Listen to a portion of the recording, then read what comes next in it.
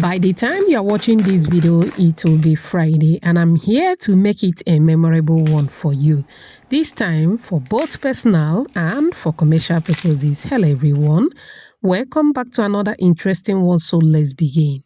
So I started recording, but I didn't know that my camera wasn't recording. Do you have onion at home? Somebody should borrow us some onion. What I did was to peel the onion, wash and grate the onion. After grating the onion, set it aside. Alright, we'll move to the next step. I'll be using 3 cups of all-purpose self-rising flour. If you are using a normal flour, you are going to add a teaspoon of baking powder. So since self-rising flour already has baking powder in it, no need of adding another baking powder. I am going to sieve the flour as usual. Once that is done, I move in with salt. At this point, I was supposed to add 2 tablespoons of sugar, but I forgot. Please pardon me, alright? But I later added it. Please keep watching.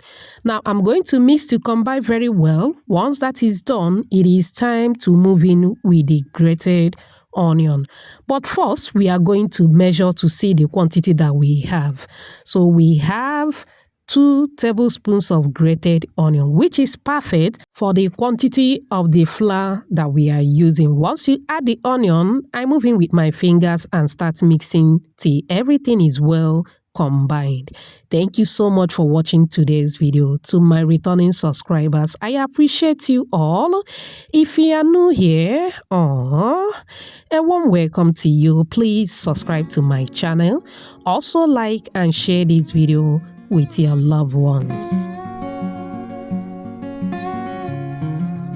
After mixing, it is time to move in with 1 cup of water. Though I didn't add all the water, alright? It was at this point that I remember that I haven't added sugar. Mamma mia. Then I added sugar. Remember, I did mention earlier that I was supposed to add the sugar after adding the salt. Now I added the remaining water. I am still making use of the same 1 cup of water, alright? If you are with me at this moment, type "I understand" at the comment section.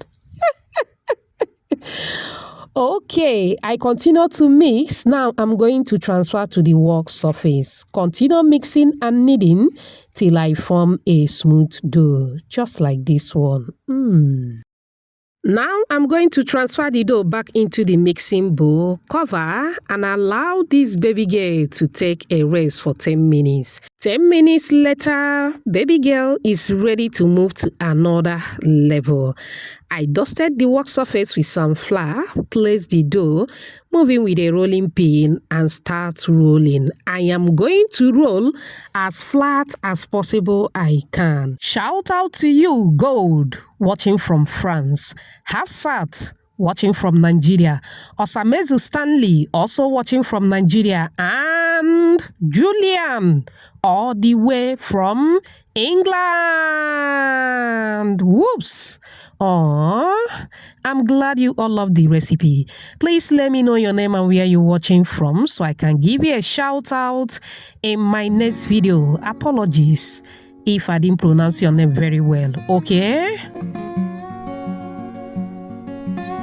Alright, while rolling, the dough may be tearing. That is because you are on the right track. You are hitting the nail on the right position.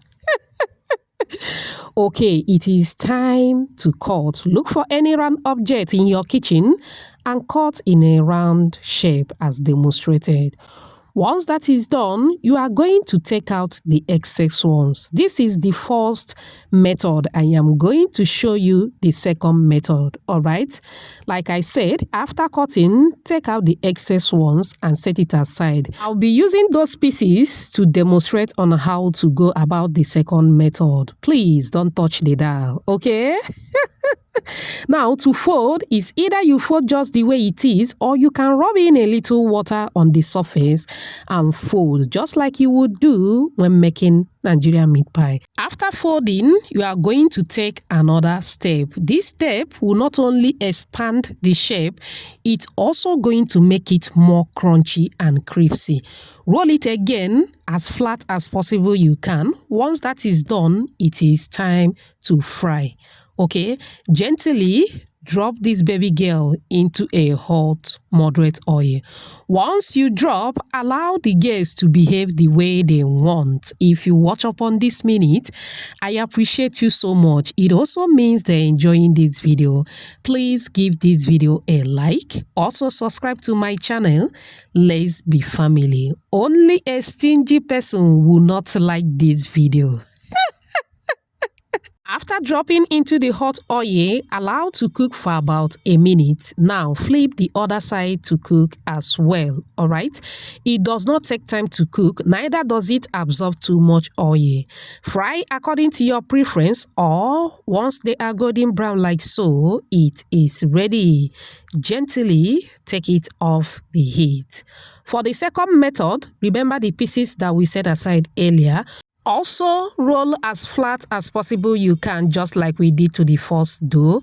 Now, you are going to cut in any shape that you prefer, all right? You can have two designs in your show glass, all right? Go ahead and fry just like we did to the previous one.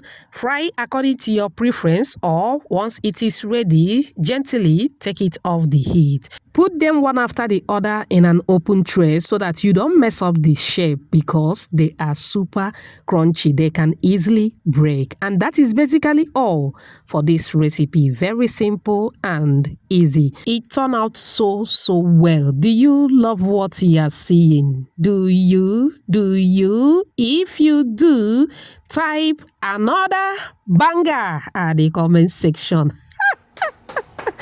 I love it. It came out so well. In case someone asks you what is the name of this recipe, tell the person pie crackers. Are you hearing that cracker sound? Are you? Of course, I know you are hearing it. The flavor from the onion took the taste of this recipe from level 0 to 100. I'm not even exaggerating. Try it and get back to me as usual. It turned out so well. If you are going to be using this recipe for commercial purposes, I am rooting for you. I wish you a massive sale. Do have a lovely weekend.